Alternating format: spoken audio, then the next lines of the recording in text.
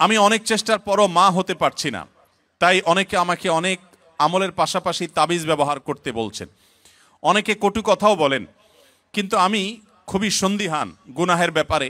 দয়া করে সঠিক তথ্য দিয়ে সহযোগিতা করবেন। বোন ফারজানা প্রশ্ন করেছেন, দেখুন, যে সমস্ত বোনের বাচ্চা হয় না, আমাদের সমাজে এক শ্রেণীর কুলাঙ্গার, এক শ্রেণীর খারাপ মানুষ আছে যারা ওই মেয়েদেরকে নিয়ে কটু কথা বলে, আছে না নাই? গ্রামাঞ্চলে বিশেষ করে অনেকে আছেন এই সমস্ত বোনদেরকে খোঁচা মেরে কথা বলেন।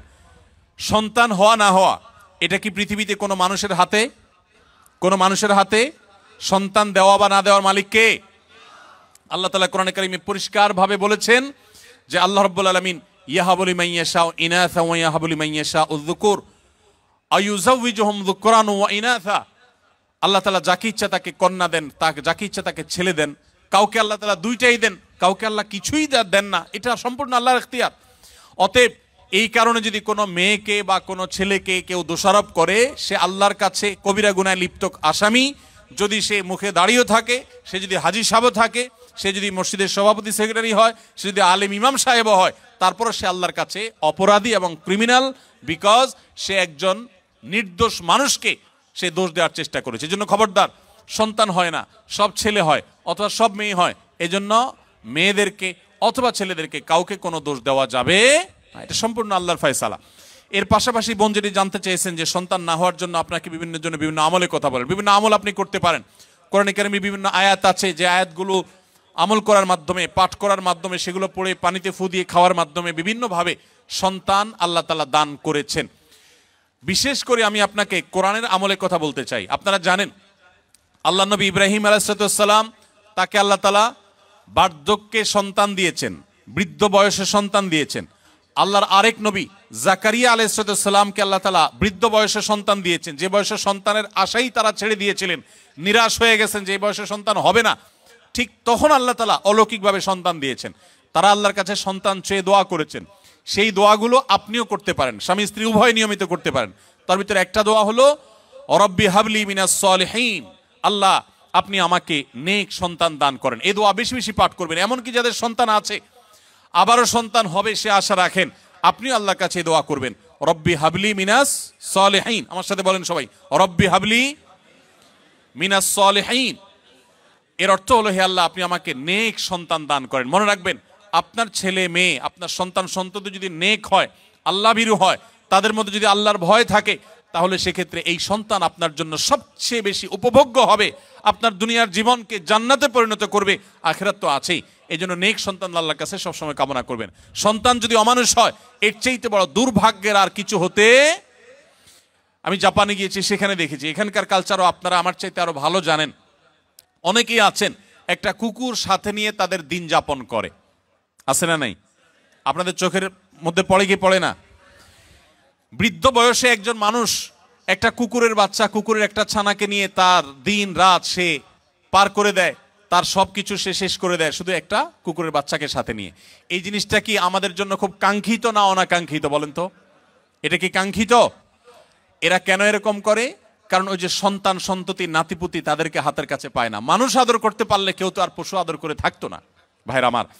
এই জন্য আপনাদেরকে আমি বলতে চাই, নিজের সন্তানকে যদি ঈমান শিখান, তাওহীদ শিখান, মনে রাখবেন পৃথিবীতে ঈমানদার কোন সন্তান তার বাবা মাকে বার্ধক্যে রেখে দূরে চিরকালের জন্য সম্পর্ক ছিন্ন করে চলে যেতে পারে। আপনারা দেখেছেন, অনেকে গত কদিন আগে নিউজ হয়েছে আমাদের দেশে, মূলধারা মিডিয়াগুলোতে উঠে এসেছে যে জাপানে অল্প সময়ের ব্যবধানে হাজার হাজার মানুষ পাওয়া গেছে যারা বাসায় মরে পচে, অনেকে আছেন যে কয়েক মাস পর জানা গেছে যে লোকটা মারা গেছেন, তারপর পুলিশ গিয়ে দরজা ভেঙে তাদেরকে লাশ উদ্ধার করেছেন। কারণ তারা একাকী থাকতেন, কেউ সাথে থাকতো না। এর চাইতে বড় বেদনার, এর চাইতে বড় যন্ত্রণার, এর চাইতে বড় কষ্টের আর কি হতে পারে যে বার্ধক্যে এসে তারা কোনো মানুষ পাবে না। আপনি যদি চান যে আপনার সন্তান সন্ততি মৃত্যুর আগ পর্যন্ত আপনার পাশে থাকবে, আপনাকে আগলে রাখবে, আপনাকে স্নেহ মমতা দিবে, ভালোবাসা দিবে, তাহলে মনে রাখবেন একমাত্র পথ তাদেরকে মুসলমান বানানো, আল্লাহ ভীরু বানানো। আপনি যদি তাদেরকে বিজ্ঞানী বানান, সায়েন্টিস্ট বানান, আপনি তাদেরকে শিক্ষিত বানান, বড় ব্যবসায়ী বানান, বড় পদাধিকারী বানান, কিন্তু ঈমান শিখান নাই, তাওহীদ শিখান নাই, তাকওয়া শিখান নাই, ইসলাম শিখান নাই, আমি শপথ করে বলতে পারি আপনার এই সন্তান আপনার বিপদের কারণ হওয়ার সমূহ সম্ভাবনা আছে। এই জন্য সন্তান নেক হোক আমরা সবাই চাই কি চাই না বলেন? তাহলে দোয়া করতে হবে। যে বোন চেয়েছেন তার জন্য এবং অন্য সবার জন্য বলছি, রব্বি হাবলি মিনাস সলিহিন, বেশি বেশি করে পাঠ করবেন। আরেকটা দোয়া হলো রব্বি লা তাদারনি ফারদা ওয়া আনতা খায়রুল ওয়ারিসিন। বিশেষ করে যাদের সন্তান হয় না তারা এই দোয়াটা বেশি বেশি পাঠ করবেন, রব্বি লা তাদারনি ফারদা, হে আল্লাহ আমাকে একা আপনি রেখে দিবেন না, ওয়া আনতা খায়রুল ওয়ারিসিন, আপনি সর্বোত্তম ওয়ারিস, তারপরও আপনি আমাকে নেক সন্তান দান করুন। এই দোয়ার মধ্যে সেটি চাওয়া হয়েছে।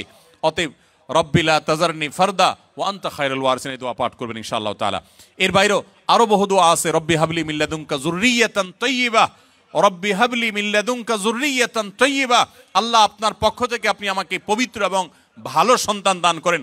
ইন্নাকা সামিউদ দুআ, আপনি দোয়া শ্রবণকারী। আমি আমার জীবনে বুঝজ্ঞান হয়েছে থেকে নিয়ে একটি দোয়া ছাড়ি নাই। রব্বানা হাবলানা মিন আজওয়াজিনা ওয়া যুররিয়াতিনা কুররাতা আয়ুন ওয়াজআলনা লিল মুত্তাকিনা ইমামা। সূরা ফুরকান আয়াত নম্বর 74, 74 আয়াত নম্বর। সূরার নাম হলো সূরা আল ফুরকান। এই আয়াতে যে দোয়া আছে, এখানে যারা অবিবাহিত আছেন তারা এই দোয়া এখন থেকে পাঠ করতে পারেন। আল্লাহ তাআলা নেক বা ভালো স্ত্রী যদি জীবনে না দেন তো আপনার জীবনে অনেক কিছু হওয়ার পরও সুখ শান্তি আপনি পাবেন না। সো নেক স্ত্রী এবং মেয়েদের জন্য নেক স্বামী, এই উভয় পক্ষের জন্য একই দোয়া, কমন দোয়া, আপনারা দোয়াটা পড়তে পারেন নেক সন্তানের জন্য। আমি যে বোন দোয়া চেয়েছেন, পরামর্শ চেয়েছেন, তাকে বলবো এই দোয়াগুলো আপনি বেশি বেশি পড়বেন। সূরা ফুরকানের 74 নম্বর আয়াত, এর বাইরে আরো 3টা দোয়া পড়েছি, রব্বি হাবলি মিনাস সলিহিন, রব্বি লা তাজারনি ফারদা ওয়া আনতা খায়রুল ওয়ারিসিন, রব্বি হাবলি মিন লাদুনকা যুররিয়াতান তাইয়্যিবা ইন্নাকা সামিউদ দুআ। এই 4টি দোয়া নিয়মিত পড়বেন, ইনশাআল্লাহ সন্তানহীনতার কষ্ট দূর হবে। এরপরে যদি আল্লাহ না দেন তো মনে রাখবেন আল্লাহ তাআলা যা দিয়েছেন এর মধ্যে আপনার কল্যাণ আছে। সন্তান হয়েছে কিন্তু অমানুষ হয়েছে, খারাপ হয়েছে, অসুস্থ হয়েছে, বিকলাঙ্গ হয়েছে, তার চাইতে আল্লাহ তাআলা না দেওয়াটা আপনার জন্য কখনোই ক্ষতিকর নয়। এই জন্য আল্লাহর ফয়সালায় সন্তুষ্ট থাকবেন। তবে তাবিজের যে ব্যবহার, এটি সুন্নাহর খেলাফ। নবী করিম সাল্লাল্লাহু আলাইহি সাল্লাম কখনো তাবিজ দেননি, ব্যবহার করেননি। এই তাবিজের ব্যবহারে কোরআনে কারীমের আয়াত থাকলে সেটা জায়েজ কিনা জায়েজ, এটা নিয়ে ওলামাদের যে ইখতিলাফ বা মত পার্থক্য আছে, এর ঊর্ধ্বে উঠে আপনি নিশ্চিতভাবে জানতে পারেন তাবিজের ব্যবহার এটা নবী সাল্লাল্লাহু আলাইহি সাল্লামের সুন্নাহ না। বিধায় কোরআন এবং সুন্নাহ বর্ণিত দোয়া, আয়াত এগুলো পড়ে পড়ে ফু দিবেন এবং আমল করবেন ইনশাআল্লাহ তাআলা। আস সুন্নাহ ফাউন্ডেশন, উম্মার স্বার্থে সুন্নাহর সাথে।